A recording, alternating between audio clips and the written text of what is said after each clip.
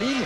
Petit désavantage pour le Finlandais puisqu'il a les pneus durs par rapport aux pneus tendres de Felipe Massa. Mais ça, Jacques Lafitte, avec un départ sans anti-patinage, tout peut arriver. Ah oui, ça va être très difficile. La position à gauche, vous voyez là, elle est très sale.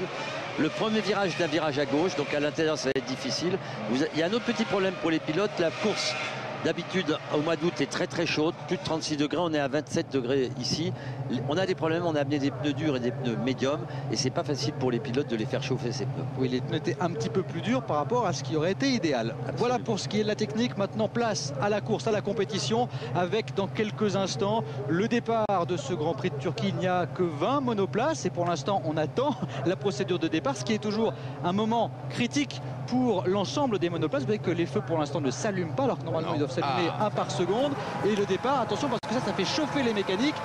Dans un instant maintenant, le départ de ce Grand Prix de Turquie avec le bon envol derrière d'une Renault qui s'est décalée, celle de Nelson Piquet. Et pour l'instant, regardez Raikkonen qui vient à l'intérieur, il lève le pied, il a raison. C'est Alonso qui en profite et qui passe sur le vibreur alors qu'il y a un accrochage derrière avec une Force India qui n'a pas pu éviter cet accrochage. On revient aux avant-postes avec Massa qui a conservé l'essentiel. Et quel départ de Robert Kubica qui a réussi un envol parfait. Il était seulement 5e.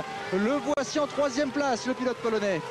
Et drapeau jaune évidemment dans le virage numéro 1 puisqu'il y a une Force India qui est complètement à l'extérieur, complètement arrêtée et que ça doit être également Nakajima qui s'est fait prendre dans cet incident. La voiture de sécurité immédiatement après le départ, ça me semble assez logique parce que là, Jacques Lafitte, elle est très très mal placée. Ah oui, c'est en pleine trajectoire. Si vous vous loupez à l'entrée de ce virage dont vous avez le premier, c'est très important.